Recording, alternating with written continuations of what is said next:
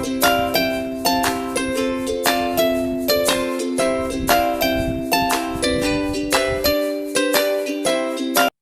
guys, welcome to Fines TV Hobby Homeschool. This is Carmina. Today's video is about using baking soda aside from the regular detergent soap.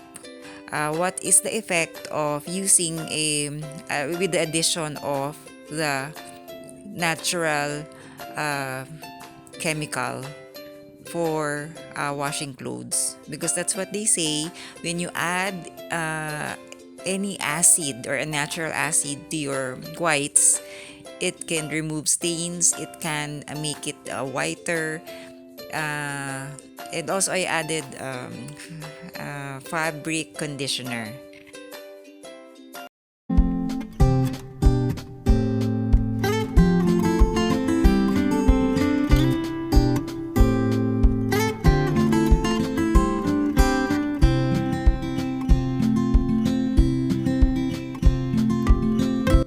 After adding the baking soda, I quite pressed down the clothes and onto the mixture to really just bubble up the soap and blend in with the acid added. And so I do this also, lifting up the clothes just to help it bubble up and submerge really the clothes into the solution.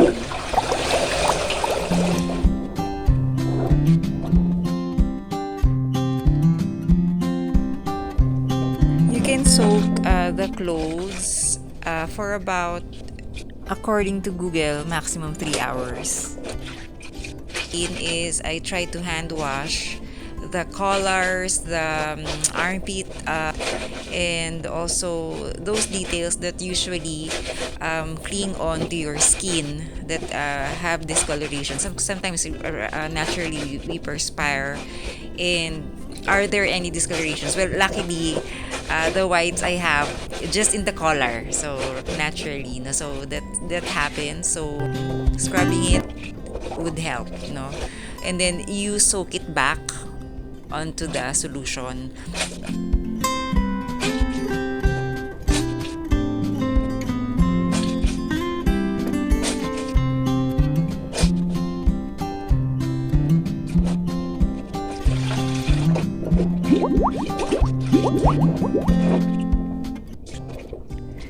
I only decide to hand wash this type of clothes because for me it does not require too much force, because it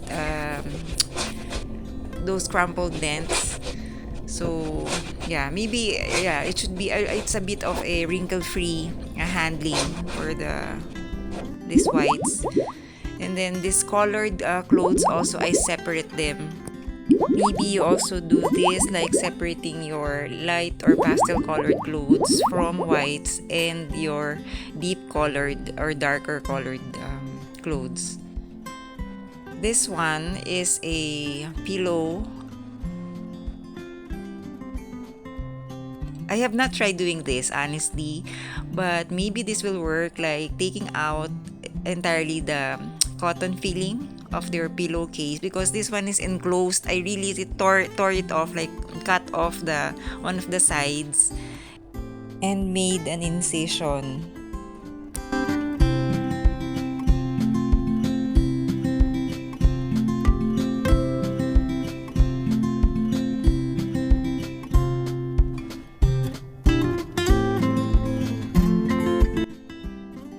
We'll extensively clean the entire pillow.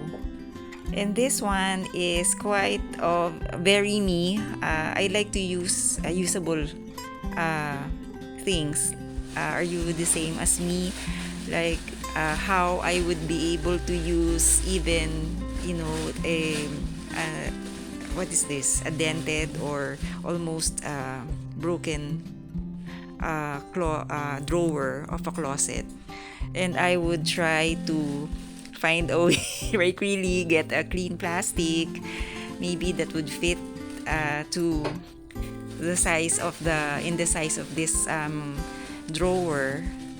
And of course, if there's a cut in the drawer, right, the plastic drawer, then you wouldn't be able to use it for this type of application. So yeah, I got this bag and then cut off. Like, yeah, just please watch what I did with this one. I know it's funny. It's not so professional, but you get the gist. So here. So I know I was not able to really get the full size or detailed size of the drawer. So if you have any clip-ons that you can use, even your crab clip or a huge paper clip, just please do so to just stash the securely somehow stash the plastic onto the cut drawer. So because I didn't have enough drawers to use.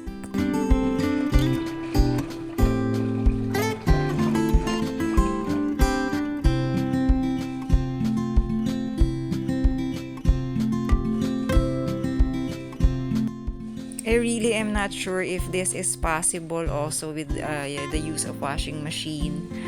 It might, how do you call this? Lessen the volume of the cotton. I really don't know. This is my first time to do this. I'm trying to press it down because there's not much space. Simply soak this for a few hours under the sun.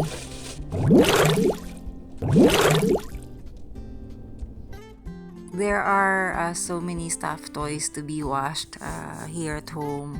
So this has an adhesive stain at the back, and this is quite easy to clean. Yeah, just soaking it in the same solution.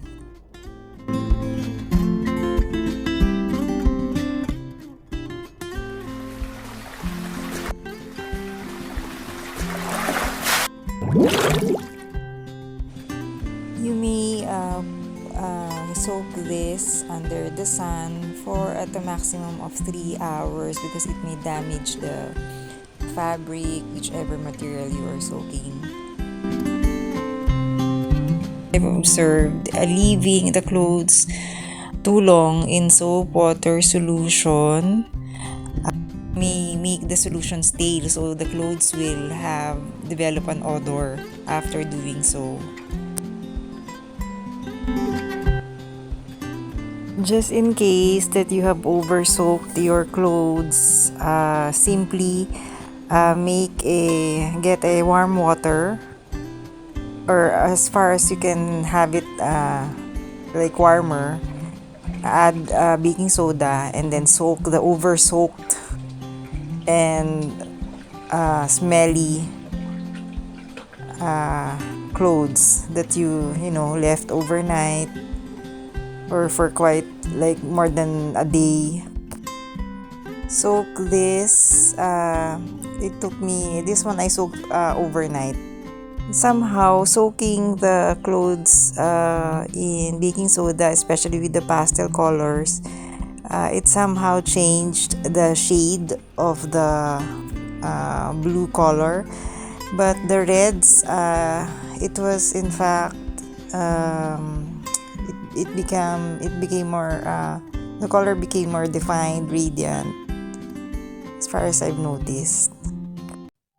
This is rock salt to scrub this further, the color that has discoloration. This has been within the 3 hours of soaking it in soap and baking soda water solution. I had to do this in between, scrubbing the neck, whichever, it depends. If you have discolorations in your armpit, in the armpit of your clothes, the calves of your sleeves. So those details.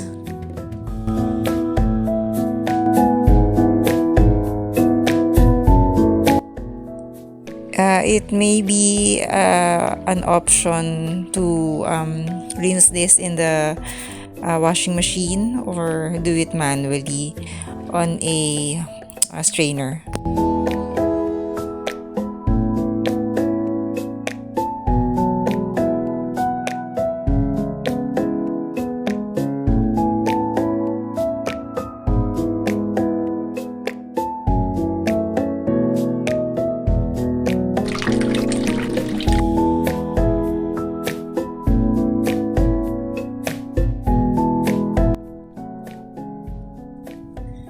Double checking which parts have stains. So I found three stains, three difficult stains.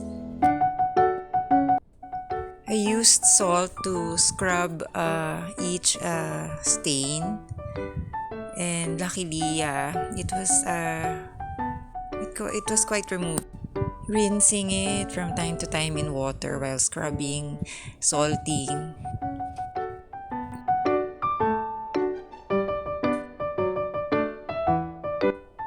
I also cut out some dehemmed soft toy tags.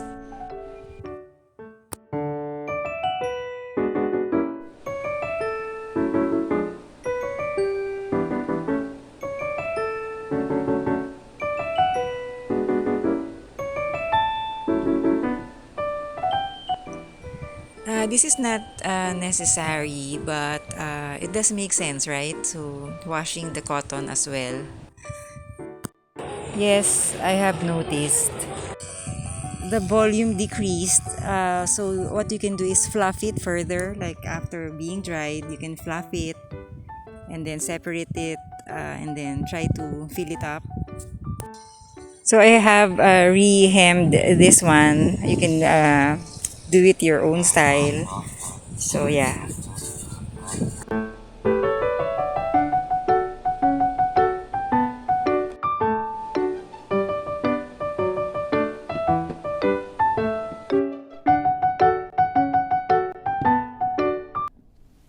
Let's go!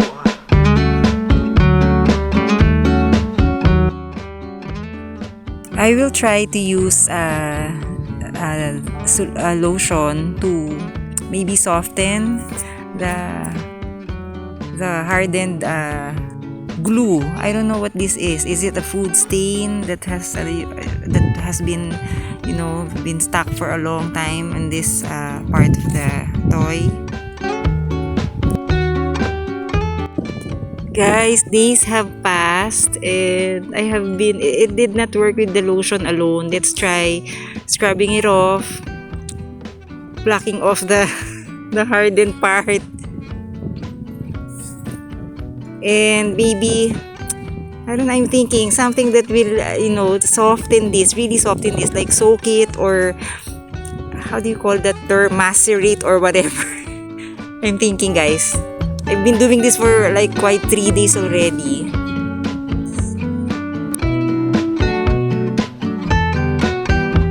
From washing to drying, then scrubbing off with lotion, then this time soaking it with a, how do you call this, wet ones? Okay. So this time, I knew that it did not work again, so I'm adding extra lotion. There. Let's see. We'll see this method. And then, top it off with the wet towel again. Another idea could be getting a bag that has a sealer, or you can tie it up, seal it, or however you want to enclose the bag.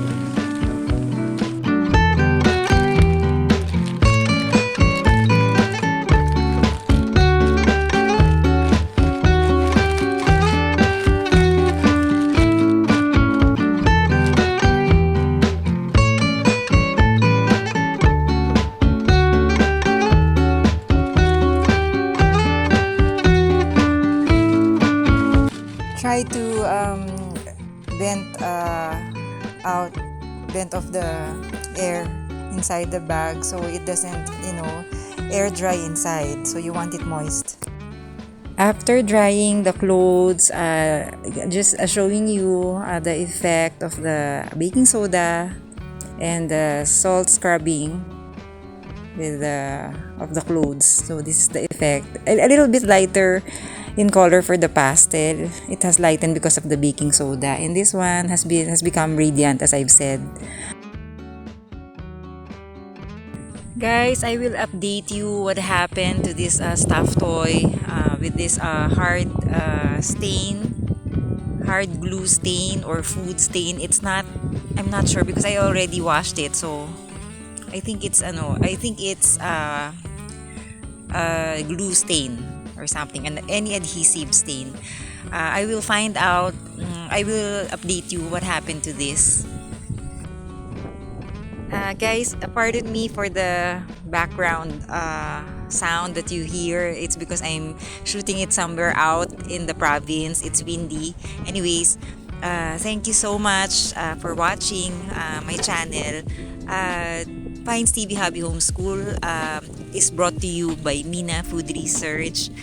Please do watch my upcoming videos. A little bit putting more time into vlogging because I have been helping my parents in here in the province. So anyways, but I wanted to share to you more.